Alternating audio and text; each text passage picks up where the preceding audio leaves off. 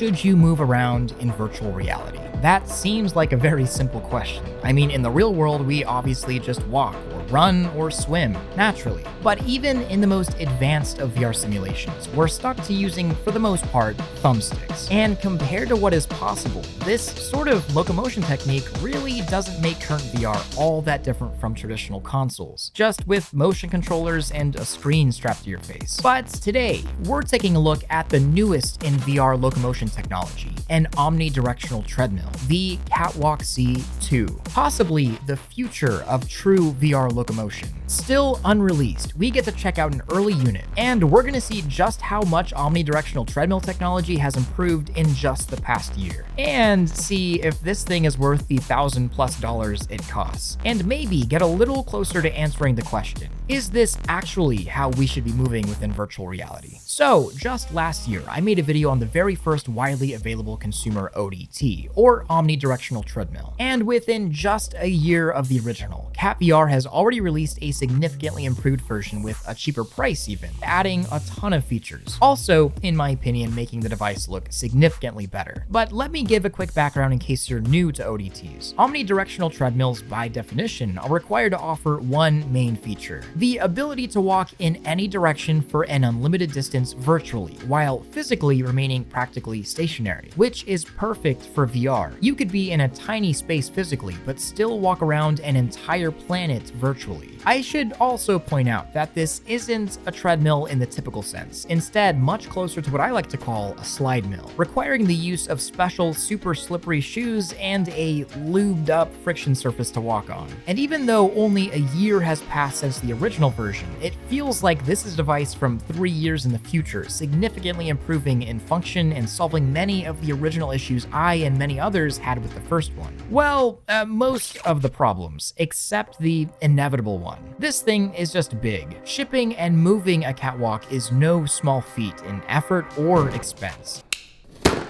Yes, it's a VR accessory, but weighing in at 125 pounds and with a footprint of nearly 13 square feet, just learn from my mistakes and be wary of where you build it. Otherwise, you'll be building it, taking it apart, moving it, and building it again, something I've had to do quite a few times just to fit the KatWalk through doorways. But positive thing here is that the KatWalk C2 is pretty easy to build, only requiring a couple of tools in 30 to 45 minutes, and you're good to go. But now we can talk about the big improvements.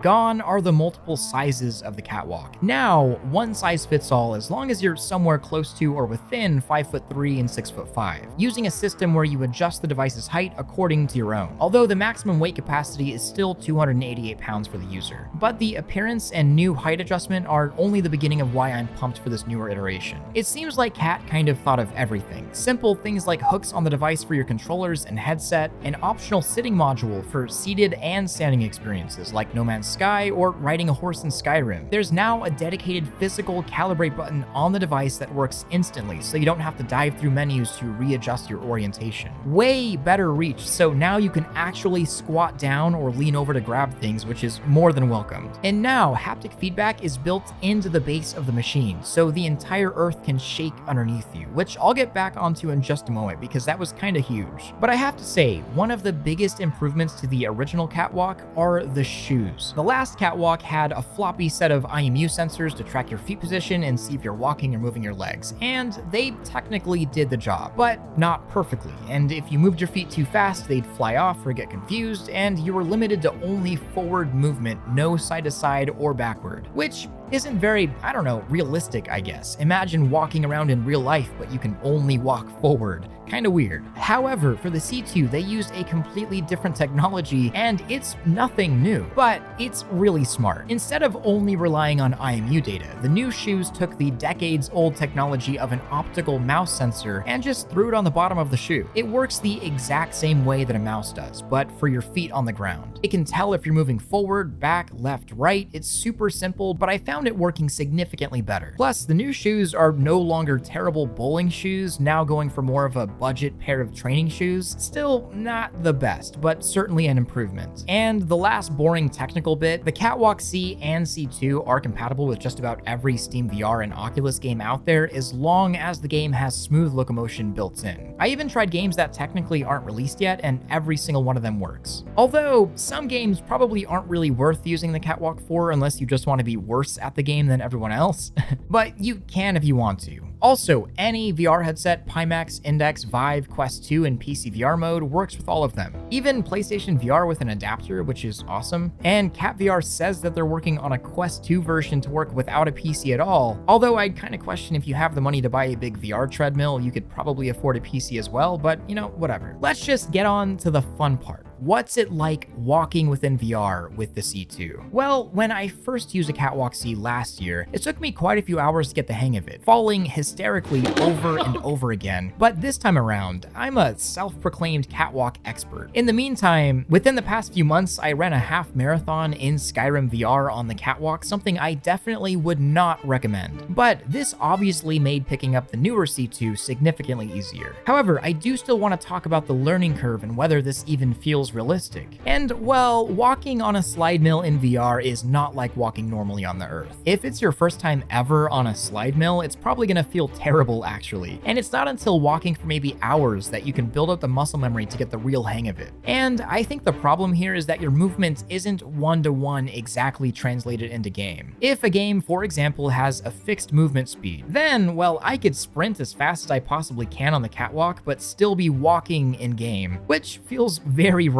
and completely breaks immersion. In general, things feel really clumsy when using a slide mill until you get really good at it, which just takes practice. Just like riding a bike or ice skating, it's something new to your body and you have to learn it. It's not like using a controller, and it's not as natural as walking, but it does translate the VR locomotion that you would get from using a thumbstick to your legs and body pretty darn well. And this is where the golden games come in. The titles that work perfectly on the catwalk and make using a device like this an experience that you actually can't get anywhere else. If I'm playing a single-player exploration game, let's say No Man's Sky or Skyrim VR, the catwalk turns my experience into something completely new. If there's a mountain way off in the distance and I want to go there, I'm gonna have to actually walk there, and that completely changes the psychology of playing a role-playing game. I mean, have you ever thought it weird that in role-playing games, we control our characters to run miles and miles and miles per day? I didn't really find that weird until I was actually having to physically do that. And that may sound like a massive hassle and like that's a lot of work.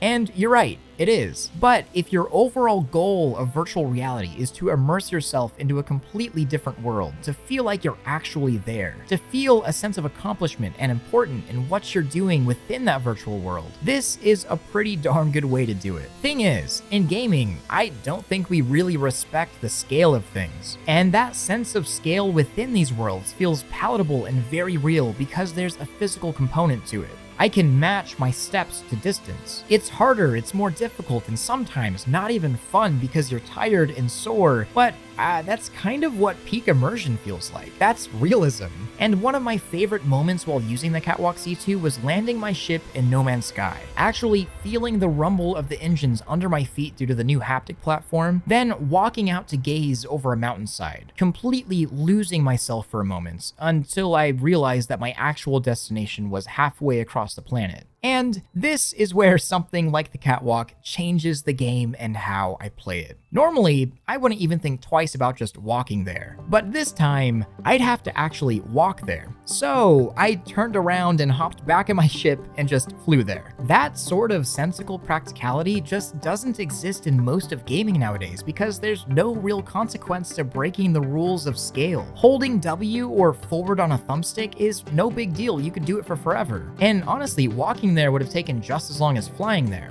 But when you have to actually exert yourself physically, I tend to think much more practically, naturally. And to me at least, I feel between the physical exertion, the psychological changes, and the respective scale, this is one of the only ways that you can really feel that. But it doesn't just end at walking or running. In KatWalk's promotional videos, they show off swimming, like actual swimming. So, of course, I tried it, and here was my reaction. This sounded really good on paper. Oh, why would anybody do that? It's terrible. And kudos to the KatVR team. The KatWalk did support my entire weight, but turns out real world gravity still exists, and swimming in that gravity while suspended from the waist makes swimming incredibly exerting. I've ran for literal miles on the KatWalk, walked for dozens more, but swimming is rough. Still a really cool sensation. I guess try everything once, but I'm not sure if this is the final solution to this specific problem. If my life depended on it, I'd probably end up virtually drowning, just to be honest. And to be real, there are a lot of use cases where I don't think I'm going to be using the KatWalk consistently. Swimming being one of them, but competitive VR games are another. I was significantly more immersed. Believe me, literally running into or away from battle is exhilarating, and if you're only playing for your own enjoyment, well, this is great. But if you're trying to win, you're just at a disadvantage compared to sticks. Which brings us to, should everyone have these? Is this really how we'll all walk around within VR in the future? Well, probably not, at least for a while, but I feel like just wondering about whether or not something like this is practical is kind of undervaluing what it is and how it affects you. This isn't just a gimmicky device, especially if you use it right. Hopping into VR chat, I found myself running through Hyrule Field, a place I've spent hundreds of hours in since I was a child, and experiencing the scale as naturally as possible for the first time was incredible. My brain firing off chemicals within VR that I've never felt before. Familiarity, but also something completely new. Mixed with the actual physical response of running and getting a dopamine rush, there's nothing quite like it. The KatWalk C2 is big, expensive, and still not perfect, and not for everyone. But the KatWalk does its job, and it accomplishes its goal of bringing us that much closer to the next level of immersion within virtual reality, bringing me into new and old worlds, and, well, making me smile and feel good inside while exploring them. It's a device that makes me feel so small and human within these massive and sprawling virtual worlds, and it gets me excited for the future and for more people to feel the same way I do here. And if you want the most immersion possible, to be challenged, and for probably the first time really respect the scale of the world around you, well, this does that for me. And learning how to walk all over again is just part of the challenge of earning your VR legs again. It's one of those weird pieces of technology that makes me fall in love with VR all over again, just in different ways. Is it worth $1,000 though? That's completely up to you and your budget and how cutting edge you want to be. This isn't for everyone, and there's no way I could possibly recommend this to everyone. But immersion seekers like myself that are willing to put their body and wallet on the line to be 20% more immersed in VR, it just might be for you. But please, just whatever you do, don't skip a meal for this. There are plenty of other alternatives that do very similar things for far cheaper, and you'll still get those brain chemicals rushing. And I could totally see things like this being normal within 10 years. Maybe everyone has one, or you go to one publicly, at least briefly until we all plug into the Matrix. Just joking. Well, I don't know, maybe. I guess we'll have to find that one out together.